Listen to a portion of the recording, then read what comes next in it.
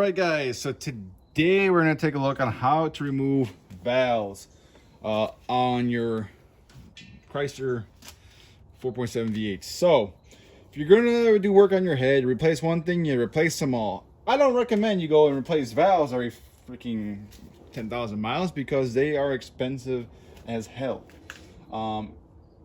Unfortunately, my timing chain came off my left cylinder head. Which is this one, which is actually, goes, if it's on the right side if you look at it, but it's left. Well, it's a weird freaking thing, but whatever. I always talk about the engine as if you were driving the vehicle. That's the easy way my dad explained to me. I always reference my dad a lot. He was a mechanic in multiple different countries, even in Dubai. So I learned a lot of stuff from him on the older cars. A lot of newer cars I've been learning myself, but it's basically all the same thing. It's just now computers take over a lot of the jobs for you. But this stuff is all exactly the same. We have little lifters, we have our little rockers, and we have our valves, and our valve springs, our valve spring sleeves, and our valve caps. All the same. Now we have our cam towers, our cam caps. I'm going to tell you guys now, because I know somebody was going to mess up. These are all labeled. You don't have to worry about them. And if not, make sure you label them. Okay, so this is tower number 5 on the right hand. This is facing forward. So it always goes low to high. So this is your front engine. So this is 1, 2, 3, 4, 5. So obviously this is gonna be way in the back facing forward. Keep that in mind if you guys ever drop or move them or lose them or whatever like that. But the point is to stay organized. You can probably see over there once I move this head later how organized I am. And yeah. So here we have nice little metal shavings. Okay, that's probably from where I had to drill the bolt head out, or for the exhaust manifold is right here. So not too worried about that. All my cylinders have on the exhaust, or the intake, they have sand in them. On the valves, this is a neglected vehicle. So, but as you can see how beautiful this thing looks, royal purple. This stuff was nasty sludgy, and if you want to see what type of sludge I'm talking about, is this type of sludge. Nasty, but this is deep inside. Everything else, as you can see, is clean. This is down inside, and they're inside the holes for these bolts. Look how nasty that is.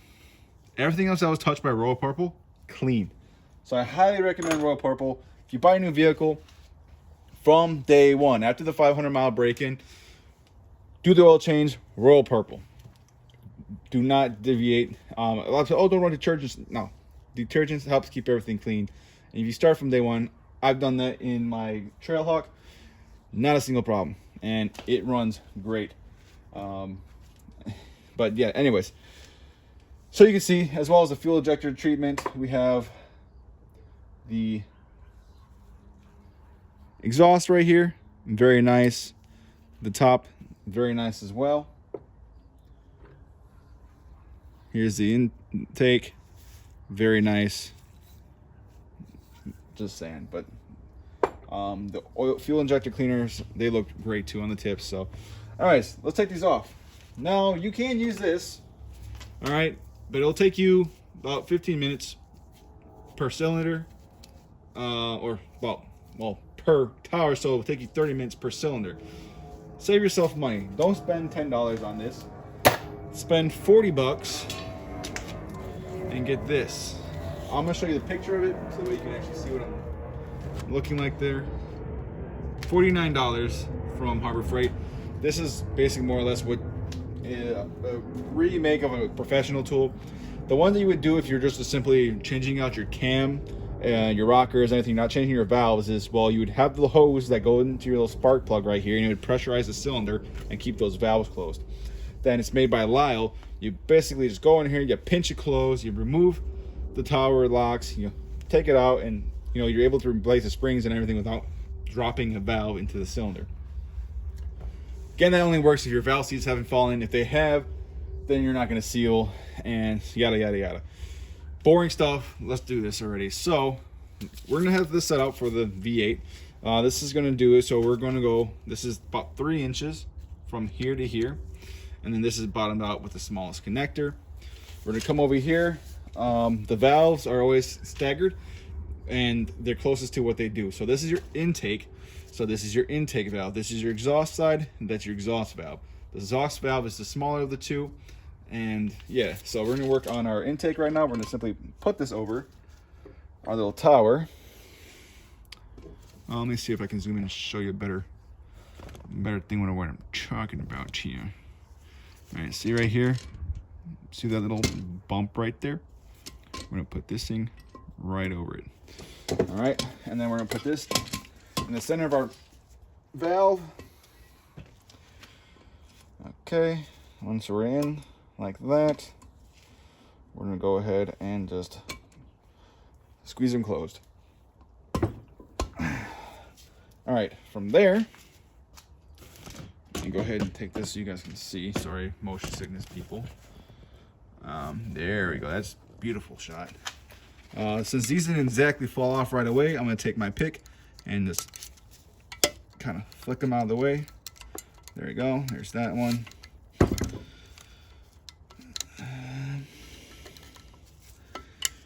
There. That one's not coming out either. Kind of forces out of the way a little bit. But it's not coming out for me. All right, let's see. Maybe if we release it, you'll let go of that for us. Oh no. All right, let's come back at it again. Alrighty, let's try her again.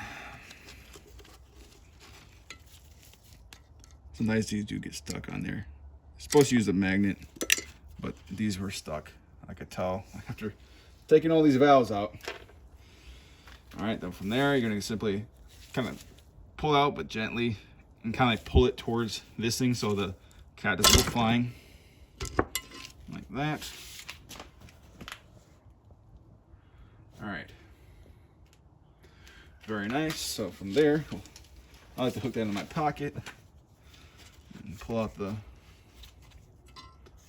valve spring. We're gonna push it back, forth, back, forth, back, forth, and finally push it out of the way. Pull it so that way that oil that's still in there lubricates and you don't scratch the sides. Because you do want to reuse them, but as you see here on the top of my intake, how nasty it is, all the crap that got through my air box. So yeah, there's that. Then we're gonna come over here, rinse and repeat for our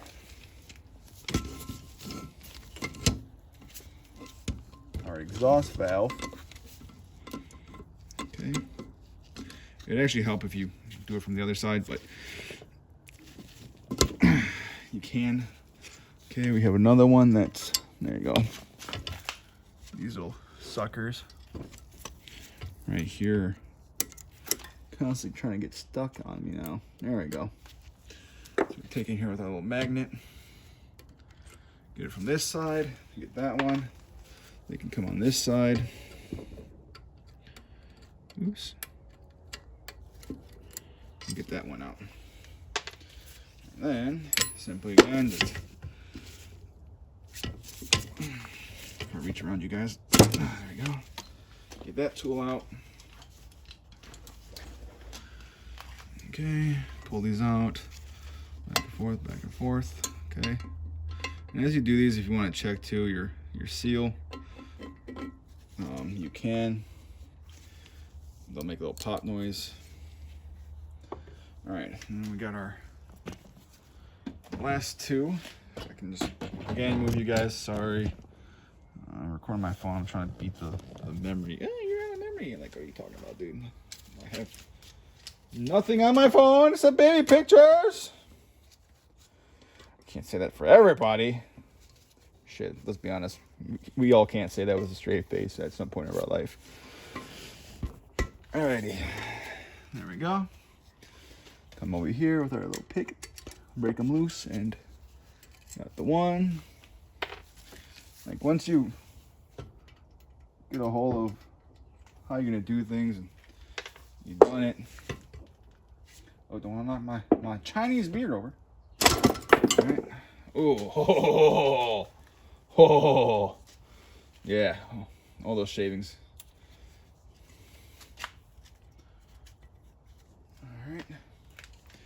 valves. There's our intake.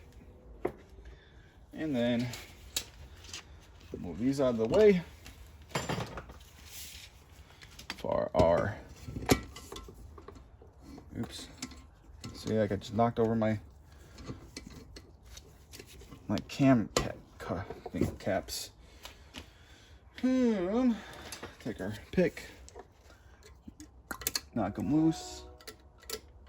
Oh, this one's stuck again.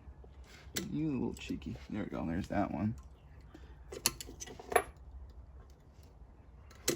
There you go. They're both good to go. All right. Got that all nice and done. I love doing that. Sharp edges. I love it. Alrighty. So there's our tool out of the way. And as you can see here,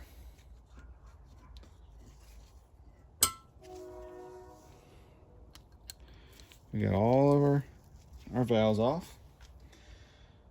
Dokey. Go ahead and take our head.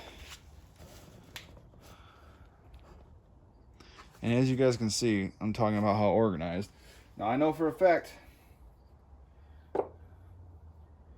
I done did these backwards to how I have them. So I have them very meticulously done. So that way my pistons, right, follow me here, they're right above them.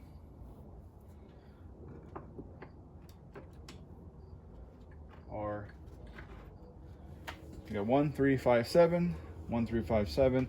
Yes, I have these mixed up on the other side, so this is actually 2, but I know that because my odd bank all are gonna have bent pistons because they have strikes. So these whole valves need to be removed. So once I've done that, I'm gonna come over here and with a clean towel wipe out our camshaft groove.